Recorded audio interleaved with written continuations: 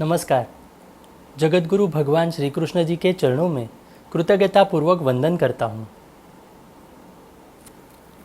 सनातन संस्था एवं हिंदू जनजागृति समिति की ओर से धर्म संवाद के इस विशेष कार्यक्रम में मैं कार्तिक सालुंके आप सभी का हार्दिक स्वागत करता हूँ।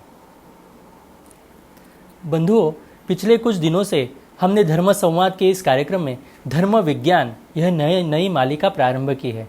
इस मालिका का उद्देश्य यही है कि विज्ञानवादी बुद्धिजीवी लोगों के मन में धर्म के बारे में जानकारी उन्हें प्राप्त हो और जो धर्म को जानते हैं तो उनके मन में दृढ़ श्रद्धा निर्माण हो।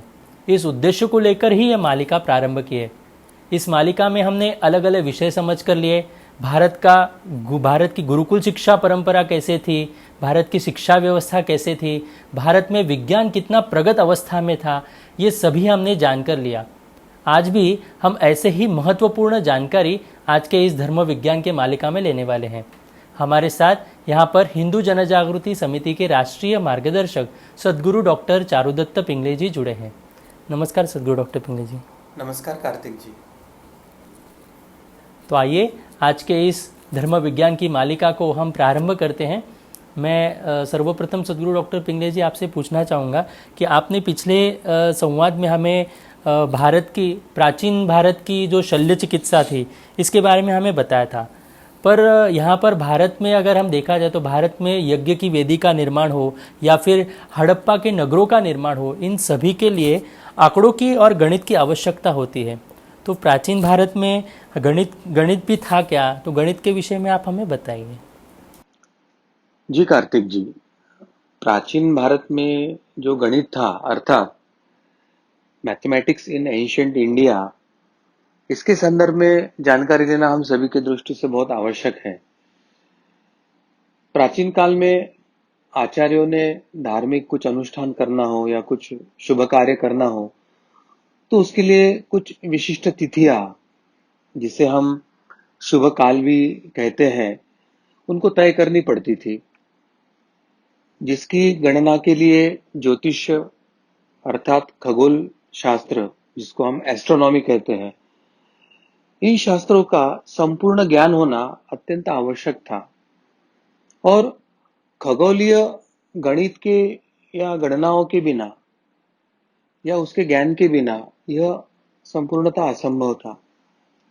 इसी प्रकार से विभिन्न यज्ञों के लिए जो वेदियों का निर्माण होता था, जैसे त्रिभुज है, चतुर्भुज है, षड्भुज है, अष्टभुज है, वृत्ताकार है, आदि विभिन्न आकारों में ये यज्ञों की वेदियां बनाने का जो विधान था, इसके लिए भी अंकगणित यानी अरिथमेटिक, बीजगणित यानी अलजेब्रा, ज्यामिति यानी ज्योमेट्री, त्रिकोणमिति यानी ट्रिग्नोमेट्री इत्यादि सभी प्रकार के गणितों के संदर्भ का ज्ञान होना अत्यंत आवश्यक था। और यही कारण है कि भारत में जो गणित का प्रचलन है वो वैदिक काल से ही चला आ रहा है। वेदों के उपग्रंथ शुल्ब सूत्र में गणित के अनेक सूत्र हमको वहां पाए जाते हैं। प्राचीन भारत में गणित के अनेक विभागों में बहुत सा अधिक विकास हुआ था। आज जिसे स्कूलों में पाइथागोरस का प्रमेय या पाइथागोरस थ्योरम के नाम से जो पढ़ाया जाता है, उस विषय में पाइथागोरस से भी पहले हजारों साल पूर्व हमारे देश के आचार्यों ने इसके संदर्भ में जानकारी लिखित थी। वे उसके बारे में जानते थे और उसके प्रत्यक्ष प्रयोग किए हैं। इसका संदर्भ हमें बोधायन के शुल्ब सूत्र में स्पष्टता से मिलता है। बोधायन का जो शुल्ब सूत्र है, जो आप अभी स्क्रीन पर देख रहे हैं, इस शुल्ब सूत्र का मूलतः अर्थ ऐसे ही है कि दीर्घ चतुरस अर्थात जिसको हम आयत कहते हैं, उसके जो विकर्ण यानी रज्जु, उसका जो क्षेत्र यानी उसका जो वर्ग होता है, तो क्षेत्र का जो मान या आधार है यानी पार्श्वमानी जिसे कहा जाता है, एवं त्रियंगामानी यानी जिसको लंब परपेंडिकुलर कहते हैं, इसके वर्गों का योग होता है। यही शुल्ब सूत्र आधुनिक काल में पाइथागोरस के सूत्र के नाम से प्रचलित किया गया है। परंतु इस पाइथागोरस का जो थ्योरम है, उसका जो सूत्र है, उसका मूल जो स्रोत है, वो हमारे वेदों के शुल्ब सूत्र में ही पाया जाता है। अब वैदिक गणित पद्य में संकलित होता है, जो पाश्चात्य गणित से भिन्न रूप है। यानी ये बहुत महत्व का सूत्र है कि वेदों में गणित का स्पष्ट उल्लेख है और वो पद्य के स्वरूप में है, और जो कि पाश्चात्य ने वर्तमान जो प्रणाली है उससे पूर्णतः भिन्न स्वरूप में होने के कारण हमारे गणित की प्राचीनता अपने आप वो स्वयं सिद्ध ही हो जाती है। और वर्तमान जो गणित है, पाश्चात्य गणित है, उसका मूल आधार हमारा प्राचीन गणित ही था, यह भी उसमें हम सिद्ध कर सकते हैं। अब वेदों का यह जो गणित है वह सूक्ष्म तथा सक्षम है। यानी अगर यूनान का अगर हम गणित देखते हैं तो यूनान की गणित की अपेक्षा वैदिक गणित जो है उसके सूत्र अधिक सरल और अत्यंत स्पष्ट रूप में दिए हैं। अब आर्य प्रारंभ से ही प्रत्येक जो कार्य है वो करने से पहले उचित समय निर्धारित करने के लिए नक्षत्रों की चाल तथा दशा के प्रति सजग रहते थे। यानी काल या समय के निर्धारण के लिए आर्यों को, यानी हमारे सनातन परंपरा के जो श्रेष्ठ जीव थे, श्रेष्ठ लोग थे, उनको खगोल के, ग्रहों के या नक्षत्रों के जो गति है, चलन है, उसके संदर्भ में सभी जानकारी होती थी। हमारी आर्य परंपरा में, हमारी सनातन परंपरा में गणित की जो गिनती है वो 10 का घात 12 यानी 10⁻12, यहां तक हमारी गिनती सुस्पष्ट थी। जबकि उस तात्कालिक समकालीन समय में यूनान केवल 10 का घात 4 यानी 10⁻4, या रोम संस्कृति में 10⁻8 यानी 10 का घात 8, यहीं तक उनकी गिनती हो सकती थी। यानी उस समय की भी तात्कालिक तुलना अगर हम करते हैं तो हमारा जो प्राचीन गणित विज्ञान है या हमारा जो गणित शास्त्र है वो उस समय की तुलना में और आधुनिक की भी तुलना में कैसे वो उच्च कोटि का और प्रगत था, ये हमें पता चलता है। अब वैदिक काल में जो पूजा होती थी, वो पूजा की जो वेदियां बनती थी वो जो ज्योतमिति, वेदिया ज्योतमिति नाम से कहा जाता था उसे, यानी रेखा गणित, यानी ज्योमेट्री के समकक्ष है वो। तो उसके पहले रेखा चित्रों के आकार के ही वो बनाए जाते थे। उसमें जो ईंट या पत्थर का उपयोग होता था, तो ईंट के पत्थर के जो आकार है उसका मापदंड है तथा उसकी संख्या जो होती है वो पूर्व निर्धारित ही होती थी। आकृतियों का जो धरातल इस प्रकार निर्मित किया जाता था कि उनका आकार अगर बदलना है तो बिना क्षेत्र का विस्तार किए उसका आकार बदलना संभव हो सकता था। और इसके लिए रेखा गणित की जो विस्तारित ज्ञान की जो आवश्यकता है वो पड़ती थी, और उसके लिए तात्कालिक समय में वो उस ज्ञान के संदर्भ में सक्षमता प्राप्त की थी। रेखा गणित को कल्प भी कहा जाता है। अब जो शुल्ब सूत्र है उसमें रेखा गणित के अनुसार वेदियां बनाने का विस्तारित वर्णन उन्होंने दिया है। और ये वर्णन किस प्रकार का है? वो आयताकृति है, वर्ग के आकार का वर्गाकृति है, वो चतुर्भुज है, अंडाकार यानी जिसे हम ओवल कह सकते हैं उस आकार का भी था। तो ऐसे विविध आकारों की यज्ञों की वेदियां उस समय बनाई जाती थी तथा उनका जो क्षेत्रफल और आकार इच्छा के अनुसार तात्काल उसे अदला बदल करके वो आकार को बदला भी जा सकता था।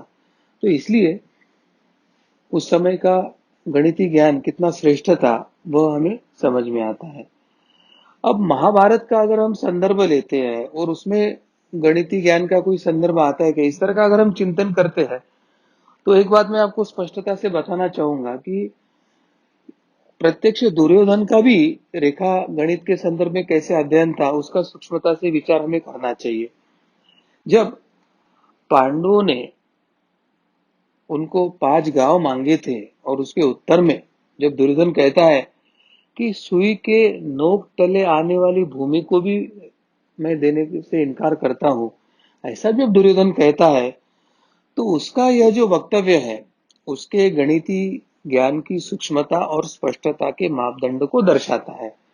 यानी भारतीय गणित के बिना उस समय का चाहे विज्ञान की प्रगति हो या वर्तमान के आधुनिक विज्ञान की भी क्यों न प्रगति की बात करो, भारतीय गणित के आधार के बिना ये प्रगति संभव ही नहीं थी। तो वर्तमान भी जो आधुनिक विज्ञान की जो प्रगति हो रही है तो उसका आधार हमारा भारतीय गणित है, यह मानकर ही हमें चलना चाहिए। जी, सदगुरु डॉक्टर पिंगले जी, मेरा अगला प्रश्न आपसे यही था, क्या हमारे प्राचीन शास्त्रों में गणित यह शब्द था? इसके बारे में आप हमें विस्तार से बताएं। जी कार्तिक जी, बहुत मूलभूत प्रश्न पूछा। मुझे तो ऐसे लगता है कि इसके लिए हमें गणितीय शब्द का इतिहास ही समझ के लेना आवश्यक है। उसी संदर्भ से हम अभी विषय को देखेंगे। विश्व के जो प्राचीनतम ग्रंथ है हमारे जो वेद, तो वेद संहिताओं से गणित तथा ज्योतिष को अलग अलग शास्त्रों के रूप में तात्कालिक समय में ही मान्यता प्राप्त हो चुकी थी। यजुर्वेद में खगोल शास्त्र शास्त्र के विद्वान यानी ज्योतिष शास्त्र के जो विद्वान है उनके लिए नक्षत्र दर्श इस शब्द को या इस उपाधि का प्रयोग किया जाता था तथा यह सलाह दी जाती थी कि उत्तम प्रतिभा प्राप्त करने के लिए नक्षत्रदर्श के पास जाना चाहिए। प्रज्ञानाय नक्षत्र दर्शन। अब वेदों में शास्त्र के रूप में गणित शब्द का नामतः उल्लेख तो नहीं किया गया है। स्पष्टता से गणित इस शब्द को उस समय उल्लेख नहीं किया गया है, पर यह कहा है कि जल के जो विविध रूपों का लेखा जोखा रखने के लिए गणक की सहायता ली जानी चाहिए। यानी गणित इस शब्द का स्पष्ट रूप से उल्लेख नहीं है, परंतु ये जो लेखा जोखा रखने के लिए गणक की सहायता ली जानी चाहिए, तो शायद इस गणक का ही आगे रूपांतरण गणित इस शब्द में हुआ होगा। और शास्त्र के रूप में गणित का प्राचीनतम जो शब्द का उपयोग है या उसका जो प्रयोग है वो लगध ऋषि द्वारा किया गया है। लगध ऋषि ये गणित इस शब्द के प्रयोग के अधिष्ठात्री ऋषि है, ऐसे हम कह सकते हैं। प्रोक्त वेदांग ज्योतिष नामक एक ग्रंथ में एक श्लोक में यह गणित शब्द का उल्लेख आया है ऐसे माना जाता है। पर इससे भी पूर्व छंदोग्य उपनिषद में सनत कुमार के पूछने पर नारद जी ने जो 18 अधिक विद्याओं की सूची उस समय प्रस्तुत की है, उसमें ज्योतिष के लिए नक्षत्र विद्या ऐसा उल्लेख आता है तथा गणित के लिए राशि विद्या यह नाम उसने प्रदान किया था। तो राशि विद्या यह गणित के समकक्ष उसका पर्यायवाचक नाम है, ऐसे हम कह सकते हैं। इससे भी प्रकट होता है कि उस समय इन शास्त्रों की तथा इन विद्वानों का अलग अलग प्रसिद्धि हो या उसका चलन हो चल रहा था। अब समय के साथ जब हम आगे गए तो इस शास्त्र के लिए अनेक नाम विकसित होते रहे और सर्वप्रथम ब्रह्मगुप्त ने पाठ या पाटी का प्रयोग किया, जिसको हम अंग्रेजी में स्लेट कहते हैं, स्लेट। तो बाद में श्री धराचार्य जी ने पाटीगणित नाम से ही एक महनीय ग्रंथ लिखा। गणित के संदर्भ का पाटीगणित नाम का ही ग्रंथ उन्होंने लिखा और तब से यह नाम लोकप्रिय हो गया। पाटी या तख्ती पर खड़िया द्वारा लिखने से यह नाम समाज में चलने लगा। अरब में भी गणित की इस पद्धति को अपनाने से इस नाम के वजन पर इल्म हिसाब अल तख्त नाम प्रचलित हुआ है। तो अरब में गणित के संदर्भ में इल्म हिसाब अल तख्त इस नाम से ही उसको जाना जाता है। अब प्रश्न निर्माण होता है कि क्या वेदों में दशमलव प्रणाली थी, या हमारी जो वर्तमान दशमलव प्रणाली है क्या वो वेदों के काल से प्रचलित है। तो इसके बारे में वेदों की ऋचाओं में, ऋचा क्रमांक जो 10 है उस पर आधारित नहीं, ऋग्वेद के ऋचाओं में हमारा जो 10 ये अंक है, ये 10 ये अंक पर आधारित विविध घातों की संख्याओं को अलग अलग संज्ञा दी है। यानी 10 का घात 1 2 जैसे, यानी 10⁻1 2 3 4 जैसे हम कहते हैं, तो 10 के विविध घातों के आधार पर विविध संज्ञा वेदों में दी गई है। कई स्थानों पर संज्ञाओं में थोड़ा भेद तो मिलता है, परंतु घातों की जो गणना की क्षमता है उसमें कोई भेद नहीं है उसमें। जैसे 1, फिर दूसरा आता है दश, यानी 10 का घात 1 या 10⁻1। तीसरा आता है शत, शत यानी 10 का घात 2 यानी 10⁻2। तीसरा आता है सहस्त्र, 10 का घात 3 यानी 10⁻3। चौथा आता है आयुत, आयुत यानी 10 का घात 4 यानी 10⁻4। उसके बाद आता है लक्ष्य, 10⁻5, 10 का घात 5। फिर प्रयुत आता है 10 का घात 6। फिर कोटि आता है 10 का घात 7। फिर अबुर्द आता है 10 का घात 8। फिर अब्जा आता है 10 का घात 9। फिर खर्ब आता है 10 का घात 10। उसके बाद विखर्ब आता है 10 का घात 11। उसके बाद महापद्मा आता है 10 का घात 12। उसके बाद आता है शंकु 10 का घात 13। उसके बाद जलधि 10 का घात 14। उसके बाद आता है अंत्य 10 का घात 15। फिर उसके ऊपर भी जाते हैं तो 10 का घात 16 यानी मध्य, और परार्ध 10 का घात 17 यानी 10⁻17। तो इन संख्याओं से यह एक बात स्पष्ट होती है कि वैदिक काल से ही अंकों की दशमलव प्रणाली है वो प्रचलित है। और वो कहां तक प्रचलित है? 10 का घात 17 यानी परार्ध तक गणित या आंकड़ों की गणना उस समय वेद कालीन में ही प्रचलित थी, ये सुस्पष्ट होता है। अब ऋग्वेद का ये हमने पढ़ा, अब यजुर्वेद में कोई उसका संदर्भ है क्या? तो यजुर्वेद में भी गणितीय संक्रियाएं मिलती है। इसके लिए यजुर्वेद की कुछ ऋचाओं पर हमें ध्यान देने की आवश्यकता है।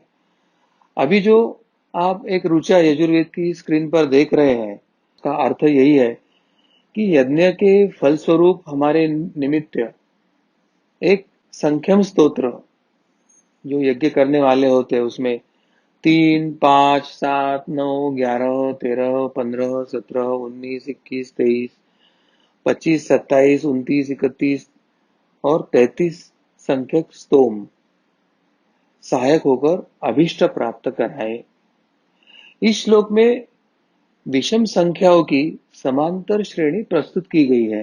उदाहरण के तौर पर 1 3 5 7 9 11 13 15 17 19 21 23 25 27 29 31 33।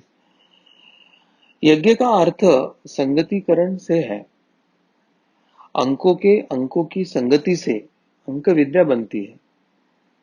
श्लोक में प्रत्येक संख्या के साथ च जुड़ा है जिसका अर्थ और से है। इसका अर्थ पहली संख्या में अगर एक जोड़ते हैं तो जोड़ने से सम अथवा विषम राशियां बन जाती है। इसी से पहाड़ा एवं वर्गमूल के सिद्धांतों का स्पष्ट प्रतिपादन ही होता है। अतः निश्चित रूप से यह कहा जा सकता है कि वैदिक काल में एक अंकीय संख्या, यानी जिसे हम 1 2 3 5 7 9 शून्य और अनंत क्रमागत संख्याएं एवं भिन्नात्मक संख्याएं तथा गणितीय संक्रियाओं इत्यादियों का उल्लेखनीय ज्ञान उसमें था। अब यजुर्वेद में अंकों का क्रम कैसे बताया है? तो आप अभी ये जो श्लोक स्क्रीन पर देख रहे हैं उसमें एक विशेषता, एक अंक 1 से 12 तक क्रम दिए हैं। अब गणित की परिभाषा क्या है? तो गणेश दैवज्ञ ने अपने ग्रंथ बुद्धि विलासिनी में गणित की परिभाषा इस प्रकार की है, ये जो श्लोक आप स्क्रीन पर देख रहे हैं, उस श्लोक का अर्थ यही है कि जो परिकलन करता और गिनता है वह गणित है, तथा विज्ञान जो इसका आधार है वह भी गणित कहलाता है। अब भारतीय ग्रंथों में गणित की महानता क्या है, कहाँ कहाँ विशद की है, वो भी हम अभी समझ लेंगे। वेदांग ज्योतिष में गणित का स्थान सर्वोपरि बताया है। वेदांग ज्योतिष यानी कोई भी ज्योतिष हो या वेद हो, वो गणित के आधार पर ही रहता है। जिस प्रकार यह वेदांग ज्योतिष का श्लोक आप स्क्रीन पे देख रहे हैं, उसमें लिखा है कि जिस प्रकार मोरों के सिर पर शिखा और नागों के सिर पर मणि होता है, उसी तरह से सर्वोच्च स्थान में गणित होता है। वेदांग शास्त्रों में गणित का स्थान सबसे ऊपर यानी मूर्धन्य होता है। अब अन्य शास्त्रों में गणित की जो विवेचना की है वो कैसे की है, तो भारत में अन्य शास्त्रों के जो विद्वान हैं, वो विद्वान भी गणित की भावना से ओतप्रोत ही रहते थे, होते थे, ऐसी साक्ष्य हमें अनेक जगह मिलती है।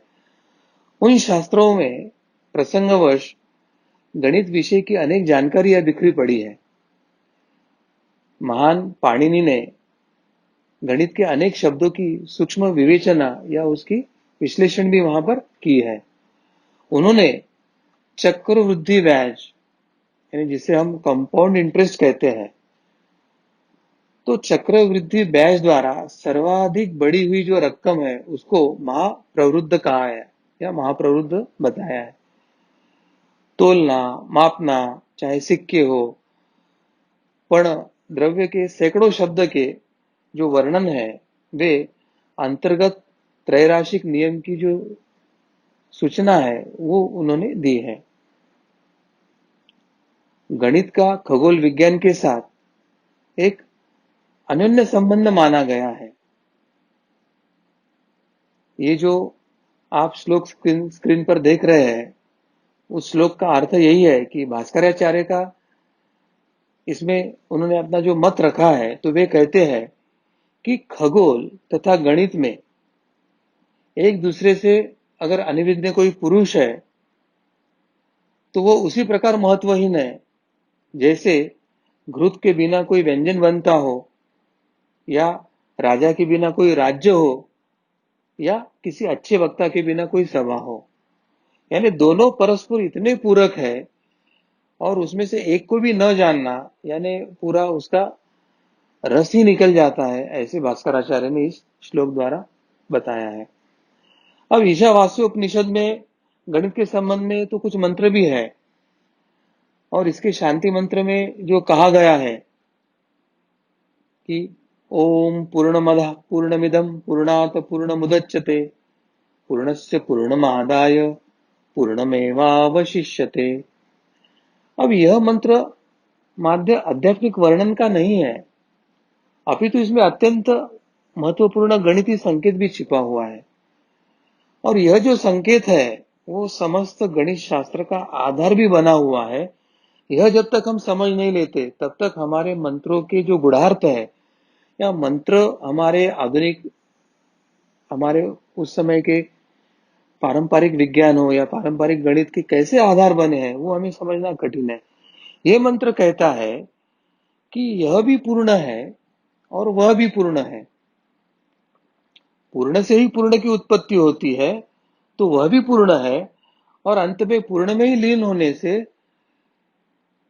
वो अवशिष्ट जो होता है वह भी पूर्ण ही रहता है। अब जो वैशिष्ट पूर्ण के वर्णन में ही वही वैशिष्ट शून्य व अनंत में भी है।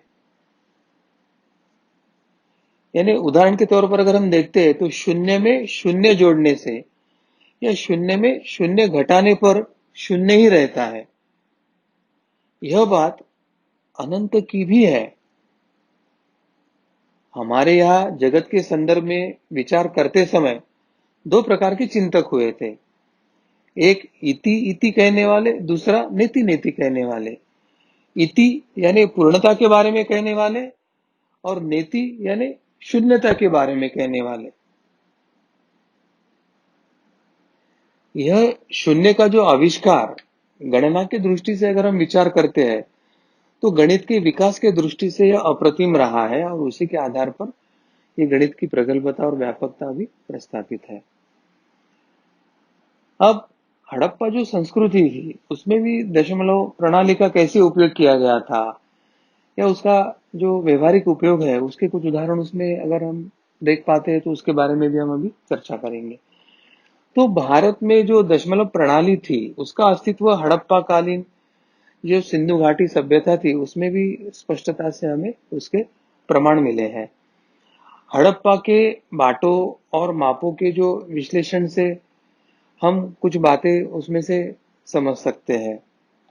उस काल में 0.05, 0.1, 0.2, 0.5, 1, 2, 5, 10, 20, 50, 100, 200 या 500 के अनुपात में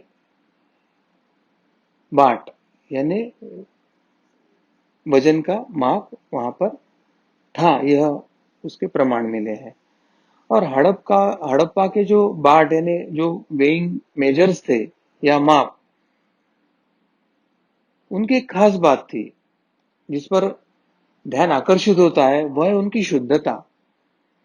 शुद्ध माप वाले बाटों की श्रृंखलाबद्ध प्रणाली का अस्तित्व हड़प्पा के समाज में व्यापार वाणिज्य में हुए विकास की ओर ही संकेत करता है। यानी जहां उसके मापन पद्धति और उसके जो प्रमाण है उसका ही विकास इतना हुआ है, तो उसके आधार पर व्यापार और वाणिज्य का कितना विकास हुआ होगा उसकी कल्पना हम कर सकते हैं। अब वैदिक काल में धार्मिक तथा जो कृषि और उस समय की जो कर प्रणाली थी उसके संदर्भ में अंकगणित की स्थिति क्या थी, वो कितनी प्रगत और प्रगल्भ थी, वह भी हम समझ लेंगे। अब वैदिक काल में जो गणितीय गतिविधियां के जो अभिलेख हमें मिले हैं, तो वेदों में अधिकतर धार्मिक कर्मकांडों के साथ वो समांतर चल रहे थे, ऐसे प्रमाण मिलते हैं। फिर कई कृषि आधारित जो प्राचीन सभ्यता थी, तो उन सभ्यताओं की तरह यहाँ पर भी अंक गणित तथा ज्यामिति का अध्ययन हुआ था, यह हमें समझ में आता है। अब जो भू वितरण प्रणाली थी, चाहे जमीन का नापना हो या उसका वितरण करना हो, या कृषि कर जो वसूल करना है तो उसका कर कितना लेना है इसका जो आकलन करना है, तो आकलन करने हेतु भी कृषि क्षेत्र को शुद्ध माप की आवश्यकता उस समय थी। हर गांव के किसान की मिल्कियत को अलग अलग भागों में या दर्जों में विभाजित किया जाता था, ताकि जमीन का आवंटन जो है वो अत्यंत न्यायपूर्ण हो सके। अब सारे चक एक ही आकार के हो ऐसे संभव नहीं होता है, तो परिस्थिति अनुसार अलग अलग आकार के भी ये चक बन सकते थे। अतः स्थानिक प्रशासकों को आयतकार या त्रिभुजकार क्षेत्रों का समतुल्य जो परिमाण है, यानी अगर इस आकार में है तो उसका औसतन कितनी आय होगी और उस पे कर कितना वसूल करना है, या त्रिभुजकार हो तो इसका क्षेत्र कितना बनता है, उसमें कितना उत्पादन हो सकता है, तो उस पर कितना कर बनाना है। तो इस प्रकार के जो समतुल्य परिणाम थे उसको वर्गाकार क्षेत्र में कन्वर्ट करके फिर उसका आकलन करना पड़ता था, या इसी प्रकार के समकक्ष उनको विश्लेषण या आकलन के काम करना पड़ते थे। अब कर निर्धारण चाहे मौसमी हो या वार्षिक, वो उनकी आने वाले फसल के आय के अनुपात में ही उन पर करना पड़ता था, उसके आधारित ही वो कर की निर्धारण की प्रक्रिया होती थी। मगर कई अन्य देशों के ध्यान में रखकर कभी कभी उन्हें कम या अधिक भी किया जा सकता था, ऐसी उनमें प्रावधान थी। इसका अर्थ कि लगान वसूलने वाले जो प्रशासक या उस समय जो वेतनभोगी प्रशासकीय कर्मचारी वहां पे काम करते थे, उन सभी को ज्यामिति यानी ज्योमेट्री तथा अंक गणित का ज्ञान जरूरी था, यह स्पष्ट होता है। इस प्रकार गणित कृषि क्षेत्र की गतिविधि और कर्मकांड दोनों क्षेत्र की सेवा में उपयोग होता था, यह हमें स्पष्ट पता चल रहा है। और जो अंक गणित की जो क्रिया है, जैसे योग यानी दो इसको मिलाना है, या एक में से दूसरे को घटाना है, या एक का दूसरे से गुणन करना है, या एक को दूसरे से भागना है, या उसका वर्ग करना है, घनमूल करना है, तो ये जो सब है वर्ग घन और मूल, ये नारद विष्णु पुराण में सुस्पष्टता से वर्णित है। और इसके जो प्रणेता है उनको वेदव्यास को इसके प्रणेता माना गया है। अब ये परिणाम कैसे निकाले गए हैं, इस विषय पर आधुनिक विद्वानों में निश्चित मतभेद है। कुछ का विश्वास है कि ये परिणाम अटकल विधि या रूल ऑफ थंब या कई उदाहरणों से प्राप्त नतीजों का जो साधारीकरण है, उसका एनालिसिस है, उसके आधार पर निकाले गए, ऐसे वो अपना अपना तर्क बताते हैं। परंतु उसमें जो एक दूसरा मत है कि एक बार कोई वैज्ञानिक विधि न्याय सूत्रों से अगर निश्चित हो गई तो ऐसे नतीजों के प्रमाण अवश्य दिए गए होंगे, मगर ये प्रमाण काल के समय में नष्ट हो गए अथवा गुरुकुल प्रणाली के जरिए मौखिक रूप से उनका प्रसार होते जाने के कारण वो कहीं लिखित ना मिले होंगे, या केवल उनके प्रक्रिया के केवल अंतिम परिणाम ही ग्रंथों में सारणीबद्ध किए हो। इस प्रकार की संभावना होने के कारण वो विश्लेषण में एक समानता उसमें नहीं दिखाई देती है। परंतु हर हाल में यह तो निश्चित है कि वैदिक काल में गणित के अध्ययन को काफी महत्व दिया जाता था, ये स्पष्ट होता है।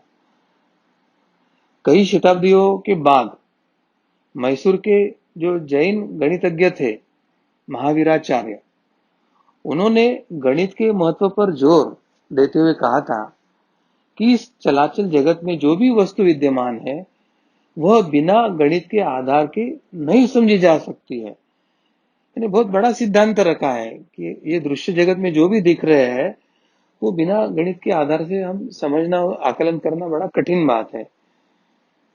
और पाणिनि और जो अन्य विधि सम्मत वैज्ञानिक थे उनके संकेत चिन्हों के बारे में भी हम जान लेंगे।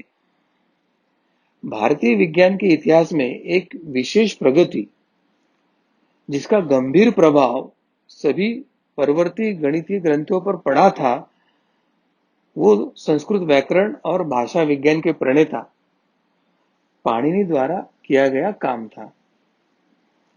ध्वनि शास्त्र और संरचना विज्ञान पर एक विशद और वैज्ञानिक सिद्धांत उसकी पूरी व्याख्या के साथ प्रस्तुत करते हुए पाणिनि ने अपने संस्कृत व्याकरण के ग्रंथ अष्टाध्यायी में विधि सम्मत शब्द उत्पादन के नियम और परिभाषाएं प्रस्तुत की थी। बुनियादी तत्वों जैसे स्वर है, व्यंजन है, शब्द है, इनके जो भेद तथा संज्ञा और जो सर्वनाम है आदि को भी पाणिनि ने वर्गीकृत करके रखा था। अब जैसे संयुक्त शब्द है, दो शब्दों को मिलकर जो शब्द बनते हैं या वाक्य हो, तो उनके विन्यास की श्रेणीबद्ध नियमों के जरिए उन्होंने उसी प्रकार की व्याख्या की जैसे विधि सम्मत भाषा सिद्धांत में की जाती है, उसी प्रकार जीजी जोसेफ ने अपने the crest of the peacock इस ग्रंथ में विवेचना करते हुए कहते हैं कि भारतीय गणित की जो बीजगणितीय प्रकृति यह संस्कृत भाषा की संरचना की परिणति है। इंगरमैन ने अपने शोध प्रबंध में पाणिनि बैक्स फॉर्म में वे लिखते हैं कि पाणिनि के जो संकेत चिन्ह हैं उन संकेत चिन्हों को उन्होंने उतना ही प्रबल बतलाया जितना कि बैक्स के संकेत के चिन्हों को बताया है। अब भारत की अंक प्रणाली के संदर्भ में कुछ विशेष बातें हम जान लेंगे। ये बात ठीक है कि चीन में भी दशमलव आधारित गणना पद्धति उस समय प्रचलित थी, किंतु उनकी संकेत प्रणाली, भारतीय संकेत चिन्ह प्रणाली जितनी शुद्ध सरल नहीं थी, और यह भारतीय संकेत प्रणाली ही थी जो बाद में अरबों के माध्यम से पश्चिमी दुनिया में पहुंची और अब वो वहां की सार्वभौमिक रूप में स्वीकृत हो चुकी है। इस घटना में कई कारकों ने अपना योगदान दिया है, जिसका महत्व संभवतः सबसे अच्छे ढंग से फ्रांसीसी गणितज्ञ लाप्लेस ने बताया है। हर संभव संख्या को 10 संकेतों के समुच्चय द्वारा प्रकट करने की अनोखी विधि भारत में ही उत्पन्न हुई है, यह हमें जान लेना चाहिए। और यह विधि आजकल इतनी सरल लगती है कि इसके गंभीर और प्रभावशाली महत्व पर ना तो गणितज्ञों का ना तो समाज का ध्यान जाता है। इससे अपनी ये जो सरल विधि द्वारा गणना को जो अत्यधिक आसान बनाने की जो प्रक्रिया हुई है और अंकगणित के उपयोगी आविष्कारों की श्रेणी में एक अग्रगण्य बना के रखा है, वो इसी कारण है। अंकगणित का व्यापार और वाणिज्य पर जो प्रभाव है तथा नक्षत्र विद्या का जो महत्व है, वो भी संक्षेप में हम जान लेंगे। व्यापार और वाणिज्य में वृद्धि के फलस्वरूप और विशेष रूप से ऋण का लेना है या देना है,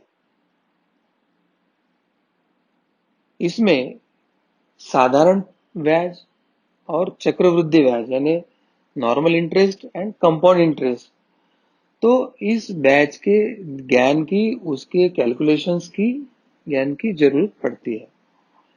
संभवतः इससे अंकगणितीय और ज्यामितीय श्रेणी में उस समय के तात्कालिक व्यापारी हो या समाज की रुचि को बढ़ाया था।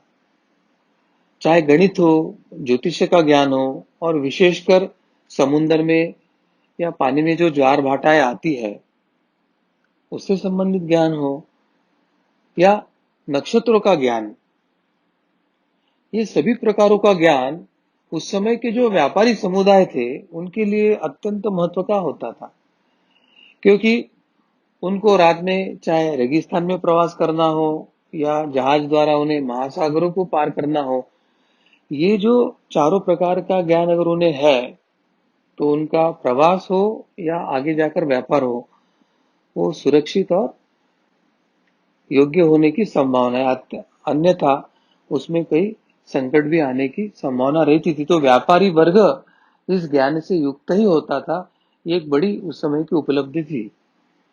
अब जो जातक कथाओं या कई अन्य लोक कथाओं में इसका बार बार जिक्र आना इसी बात का द्योतक है। यानी जातक कथाओं, लोक कथाओं, तो उसमें यहाँ से कोई जहाज में उधर जा रहा है या उधर से इधर आ रहा है, और उसमें इन सब बातों का उल्लेख होना ये शायद यही दर्शाता है कि उस समय जो व्यापारी थे वो इन सभी ज्ञान या शास्त्रों से अत्यंत परिचित हुआ करते थे। अब वाणिज्य या व्यापार के लिए अपने भूमि से दूर जाने की कोई अगर इच्छा रखने वाला है तो उसे अनिवार्य स्वरूप में नक्षत्र विद्या के कुछ आधारभूत जानकारी लेनी ही पड़ती थी, क्योंकि उस समय शायद ये हमारा जो कंपास नीडल था, दिशा ज्ञान देने वाला, ये या कौन सी दिशा में जाना है, उसकी उस समय उपलब्धता न होने के कारण दिशा दर्शन, प्रवास दिशा सब निर्धारित करने के लिए नक्षत्र विद्या ही एक आधारभूत विद्या उस समय सबके साथ थी। और इससे क्या हुआ कि इस विद्या में शिक्षकों की भी तो संख्या बढ़ी, क्योंकि विद्यार्थियों की भी संख्या बढ़ रही थी। तो जिन्होंने बिहार के चाहे कुसुमपुर हो या मध्य भारत के चाहे उज्जैन हो अथवा उनसे भी अपेक्षाकृत छोटे छोटे स्थानीय जो केंद्र है या गुरुकुल होते थे, उसमें उन्होंने स्पष्टता से उसके बारे में प्रशिक्षण प्राप्त किया था। तो विद्वानों में गणित और नक्षत्र विद्या की पुस्तकों का विनिमय भी हुआ और उसका यह जो ज्ञान था वह एक क्षेत्र से दूसरे क्षेत्र में उस समय ज्ञान का प्रसार भी हुआ था। लगभग हर भारतीय राज्य ने महान गणितज्ञों को जन्म दिया है। उनके इतिहास में कोई ना कोई महान गणितज्ञ हुए, ऐसे हमें इतिहास मिलता है, जिन्होंने कई सदियों पूर्व भारत के अन्य भाग में जो उत्पन्न अन्य गणित की जो विधियां थी या कृतियां थी, उनकी समय समय पर समीक्षा भी किया था। विज्ञान के संचार में संस्कृत ही उस समय की जन माध्यम की भाषा बनी हुई थी। तो इस प्रकार ये जो चाहे नक्षत्र हो, खगोल विद्या हो, या अंक गणित हो, या ज्यामिति हो, या अन्य त्रिमिति हो, तो इसका ज्ञान उस समय पक्के घर बनाने के लिए, सड़कें बनाने हेतु, कुछ यंत्र या औजार बनाने हेतु, कर्मकांड ये उस समय का प्रमुख एक कांड था जिसके ऊपर यज्ञ याग की संस्कृति चल रही थी। तो उसकी जो वेदियां बनाना है उसके संदर्भ में, और उसके साथ भारत तात्कालिक समय में विश्व का सबसे बड़ा व्यापारी केंद्र था, और विश्व से कम कहा जाता है कि 60 से 65% जो जीडीपी यानी सकल उत्पाद घरेलू उत्पाद था वो भारत का था, और भारत से ही संपूर्ण विश्व में व्यापार होता था। तो भारत से ही सभी दिशा के तरफ व्यापार के लिए लोग अपना अपना हीरे जवाहरात या अलंकार को साथ अन्य जो मसाले या खान पान की वस्तु को लेकर वो व्यापार के लिए निकलते थे। तो उनको सबसे महत्व की बात थी कि चाहे भूमि पर हो या जल में हो या रात के रेगिस्तान का प्रवास हो, हम सही दिशा में जा रहे हैं या नहीं, हमारा प्रवास योग्य दिशा में हो रहा है क्या, ये जानने के लिए नक्षत्रों की, तारों की स्थिति, ग्रहों की स्थिति, इनका अध्ययन होना अत्यंत अनिवार्य था। और इसलिए केवल विद्वानों में नहीं, तो उस समय जो व्यापारी वर्ग था उसमें भी इस ज्ञान का पूर्णता उन्होंने ज्ञान ग्रहण करके वो उस संदर्भ में भी ज्ञानी थे, यह समझने की आवश्यकता। और आज जो हमको सिखाया जाता है कि शिक्षा पद्धति कुछ तो अंग्रेजों ने शुरू किया है और अंग्रेजों के कारण भारत शिक्षित हुआ, तो मुझे लगता है कि ये पूर्ण आधुनिक विज्ञान हो, आधुनिक गणित हो, आधुनिक उनका जो कुछ है, वो उन्होंने हमारे भारतीय परंपरागत गणित हो, विज्ञान हो, वेद हो या विविध ग्रंथ है, उसमें जो सब ज्ञान था उसको उन्होंने केवल आधुनिक परिभाषा में परिभाषित किया है, इतना ही उसका हम बात को लेकर उनको श्रेय दे सकते हैं। अन्यथा उनके प्रगति का जो है आधार वो मूलभूत हमारा पारंपरिक विज्ञान, गणित या ये सब शास्त्र ही है, ऐसे मुझे लगता है। कार्तिक जी, सदगुरु डॉक्टर पिंगले जी, आपने अभी जो गणित इस विषय के बारे में हमें यहाँ पर समझाया, तो एक बात तो स्पष्ट हो गई कि गणित का उल्लेख हमारे धर्मशास्त्रों में पहले से किया गया है, वेदों में इसका उल्लेख किया गया है, और ये बहुत ही प्राचीन रूप से हमारे ही सनातन धर्म से ही आज ये पूरे विश्व को ये गणित मिला हुआ है। ये बात आज हमें स्पष्ट हो गई है। मेरा सभी दर्शकों से ये निवेदन है कि ये जो आप धर्म शिक्षा की और ये धर्म विज्ञान की मालिका आप देख रहे हैं, ये आप अवश्य अपने संपर्क में जितने लोग हैं उन तक ये पहुंचा सकते हैं। और हमारा ये जो गणित है, ये जो शास्त्र है, ये कितना प्रगत है और वो सनातन धर्म से कैसे आया है, ये अन्य लोगों तक भी आप ये पहुँचाने का प्रयास कर सकते हैं। यदि आपको इस विषय सुनते समय यदि कोई प्रश्न निर्माण हुए हो, तो आप अवश्य अपने कमेंट बॉक्स पर अपने प्रश्न यहाँ पर हमें भेज सकते हैं। आपकी शंकाओं का समाधान करने का हम पूर्ण रूप से प्रयास करेंगे। साथ ही मैं सभी से निवेदन करना चाहूँगा कि आप ये जो YouTube चैनल पर आप देख रहे हैं, तो उसको अवश्य सब्सक्राइब करें, और फेसबुक लाइव के माध्यम से जो दर्शक देख रहे हैं वो अवश्य हमारे इस हिंदू अधिवेशन पेज को लाइक करें। आज के धर्म विज्ञान की मालिका को अभी हम यहीं पर हम रुकने वाले हैं। मैं फिर से एक बार आह्वान करता हूँ, आप नोटिफिकेशंस जो देख रहे हो नोटिफिकेशन ऑन कीजिए, ताकि आपको समय समय पर जो भी नई मालिका आएगी उसके बारे में आपको जानकारी मिले। कल हम फिर से इसी संवाद को आगे लेकर जाने वाले हैं, और इस धर्म विज्ञान की मालिका में गणित के विषय में अधिक जानकारी हम करके कल के धर्म विज्ञान के मालिका में हम सभी लेंगे। भगवान श्री कृष्ण जी की असीम कृपा से आज का यह संवाद यहीं पर संपन्न हुआ, ऐसे मैं घोषित करता हूँ। नमस्कार।